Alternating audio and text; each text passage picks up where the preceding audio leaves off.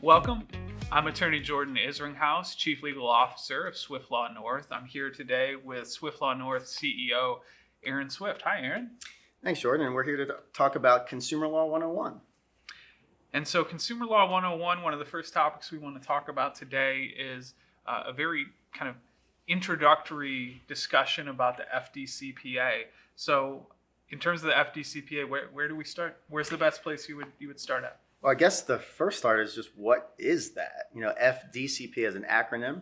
It is for a federal law called the Fair Debt Collection Practices Act, or the FDCPA for short.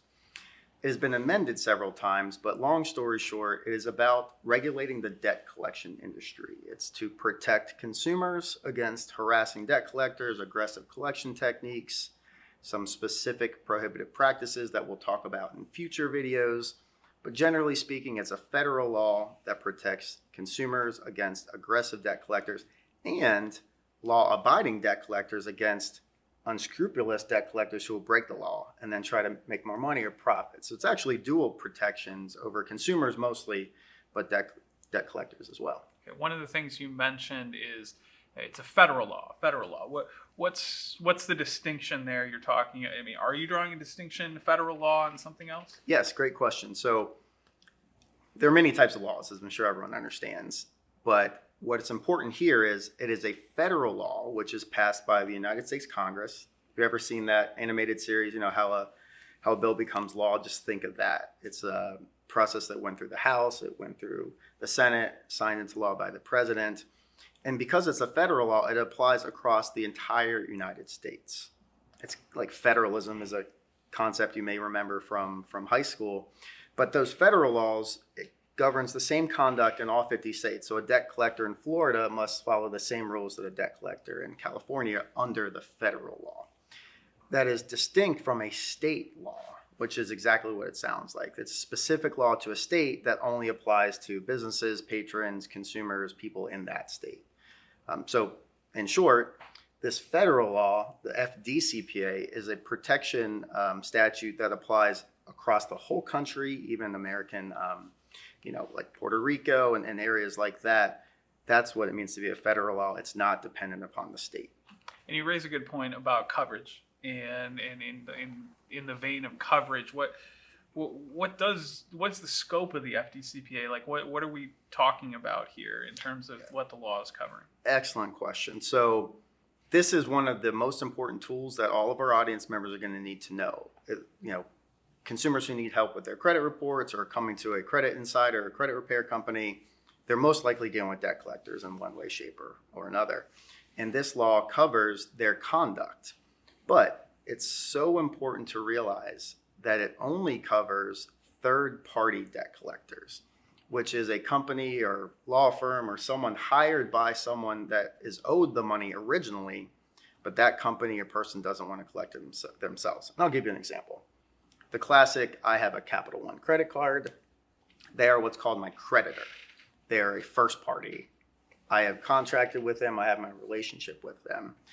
If I fall delinquent or default on it, they might hire a third-party company, someone that's not Capital One, to come on the scene. And there are plenty of debt collectors around the country. MCM, Hunter Warfield, you're going to hear a lot of those examples throughout the video series. But it does not apply to the first-party creditor. That's not Capital One. It doesn't apply to your mortgage company. It doesn't apply to your landlord. It's just third parties. That is so important to know because you cannot use these protections against first-party creditors. And then when we're going to talk about credit reporting and kind of tie everything together, you're going to see how important that is. So again, most importantly, third-party debt collectors, not first parties.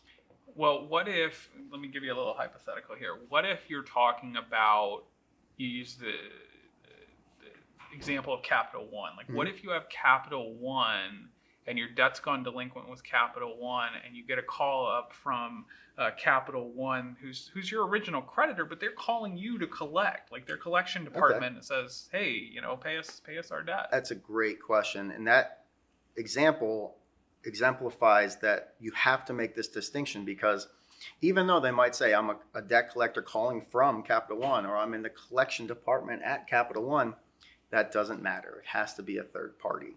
And without belaboring the point, if you think about why that is, because you didn't contract with this third party company. You don't know who they are. It could be anyone from the street just saying, hey, I now have the right to collect money from you.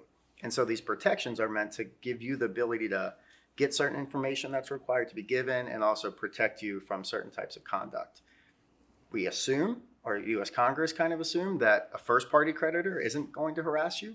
Shouldn't, because you have that first party relationship, even though that's obviously not the case, as our audience knows. But this law in particular only covers third party collectors. So Capital One, if they charge off a debt internally, turn it over to their internal collections department, doesn't matter. This law would not apply. Okay. So in terms of, we've talked about coverage, we've talked about federal law, state law, but if we're going to kind of put a bow on this entire topic, and we're talking about what are the most important things to take away that our audience needs to take away about the FDCPA? Great question. Again, we're at part one of this FDCPA ABC series as the introduction to our entire video lecture series, and it is really the foundation. So the most important things are going to be what we've talked about today. This is a federal law. It applies across the whole country. All debt collectors have to abide by it. They have to make sure they comply with its terms. And it applies to consumers. And that's actually another point that we didn't talk about. When we asked who does it apply to, there's two parts to that. On one hand, it's the collector side, the third parties. The other important thing is it has to be debt collection to a consumer about a consumer debt. Does that make sense? Or would you like some clarification sure. on that? How would you classify a consumer debt versus, and what's, one, how would you classify a consumer debt, and what's something, for an example, that would not be a consumer debt? Yeah, great question. So just again, as Jordan asked to tie a bow on it, federal law applies to all third-party debt collectors, and it applies to consumers and consumer debts. So what does that mean? A consumer debt is kind of what it sounds like. It's something that you and I might use. It's groceries, food, gas. Think of things that you use for household or personal use. You take out a loan to go to school, your credit card that you use to buy your gas with. Those are all personal uses. Those are consumer debts. But a business debt would not count. Let's say our law firm fell behind on a debt. God willing, it never happens.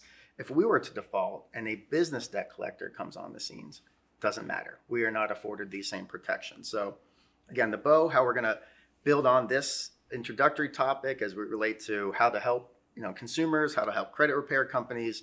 When you're thinking of the FDCPA, we're thinking about debt collection. Third parties applies only to consumers and only consumer debts. Well, thank you, Aaron, for clearing that up, and thank you to our audience and our affiliates. Please feel free to check out the rest of our videos in this series. And if you have any questions, contact the attorneys and the principals at Swift Law North, and we'd be happy to talk to you. And join us on our next FDCPA series. Thank you. Thank you.